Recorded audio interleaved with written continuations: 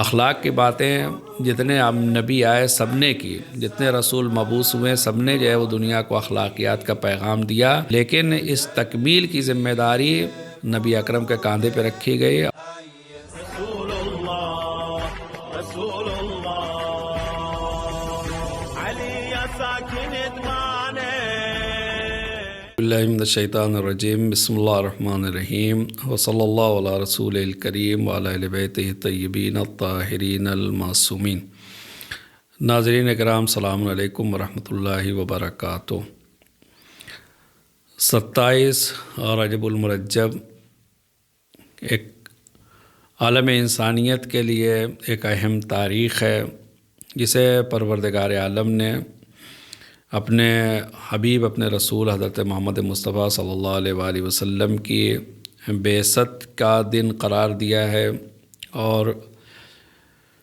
بعثت ایک عظیم عطیہ الہی اور ایک جسے کہا جاتا ہے منت۔ عربی زبان میں احسان کے معنی ہوتے ہیں نیکوکاری، نیکی کرنا،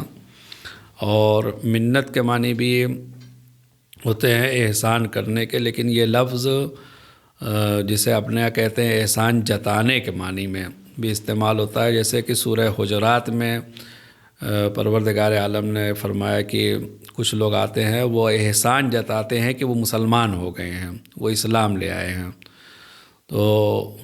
پروردگار نبی کو حکم دیتا ہے کہ آپ ان سے کہہ دیجئے کہ تم یہ نہ کہو بلکہ اللہ نے تمہارے اوپر احسان کیا ہے کہ تم اسلام لے آئے ہو۔ یہاں پہ بھی یہ لفظ بعثت کے سلسلے میں بھی پروردگار عالم نے یہی لفظ استعمال کیا ہے کہ لقد من اللہ علی المؤمنین اذ بعث فیہم رسولا من انفسہم یتلو علیہم آیاتہ ویزکیہم ویعلمہم الکتاب والحکمہ وان کانوا من قبل لفی ضلال مبین، کہ بے شک اللہ نے صاحبان ایمان پر احسان کیا ہے کہ ان کے درمیان انہی میں سے ایک کو رسول بنا کر بھیجا، انہی میں سے ایک رسول بھیجا جو ان کے اوپر اللہ کی آیتوں کی تلاوت کرتا ہے، ان کے نفسوں کو پاک کرتا ہے اور انہیں کتاب و حکمت کی تعلیم دیتا ہے۔ بے شک یہ اس سے پہلے کھلی ہوئی گمراہی میں تھے۔ پروردگار عالم نے نبی اکرم صلی اللہ علیہ وآلہ وسلم کو جن ماحول اور جن حالات میں اور جس دنیا میں رسول بنا کر بھیجا تھا، ہر طرف تاریکی تھی، ہر طرف اندھیرا تھا، جہل کا اندھیرا، بت پرستی کا اندھیرا، خود پرستی کا اندھیرا، ہوا پرستی کا، یہاں تک کہ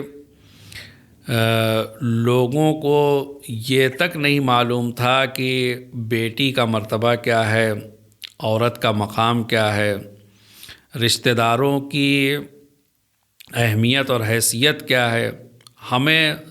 جینے کا سلیقہ کیا ہوتا ہے،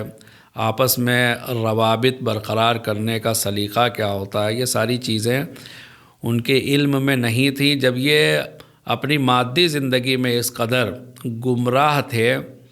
تو اب کوئی تصور کر سکتا ہے کہ ان کی معنوی زندگی کا کیا عالم رہا ہوگا۔ ان کا خدا سے جب ان کا رابطہ مخلوقات سے اتنا بگڑا ہوا تھا تو خالق کائنات سے ان کا رابطہ کس قدر بگڑا رہا ہوگا، کہ جس کا مختلف مقامات پہ ذکر ہوتا ہے کہ مولا کائنات نے نہج البلاغہ میں بھی دور بعثت کے حالات کا جو تجزیہ پیش کیا ہے کہ سانپ کھاتے تھے، گندا پانی پیتے تھے، پتھروں کے درمیان رہتے تھے، اور بھی دوسری خرابیاں جو اس دور کی تھیں اس کو بیان کیا ہے۔ ایسے میں نبی اکرم صلی اللہ علیہ وآلہ وسلم مبعوث ہوتے ہیں اور اس اعلان کے ساتھ کہ کسی پر کوئی برتری حاصل نہیں ہے، اگر کسی کو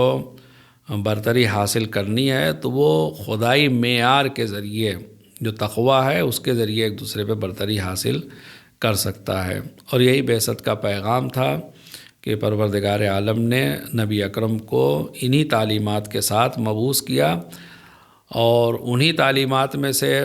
ایک ہے اخلاقی تعلیم، جس کا ذکر نبی اکرم نے بھی فرمایا کہ بعثت لأتمم مکارم الاخلاق۔ اخلاق کی باتیں جتنے نبی آئے سب نے کی، جتنے رسول مبعوث ہوئے سب نے جو ہے وہ دنیا کو اخلاقیات کا پیغام دیا، لیکن اس تکمیل کی ذمہ داری نبی اکرم کے کاندھے پہ رکھی گئی، اور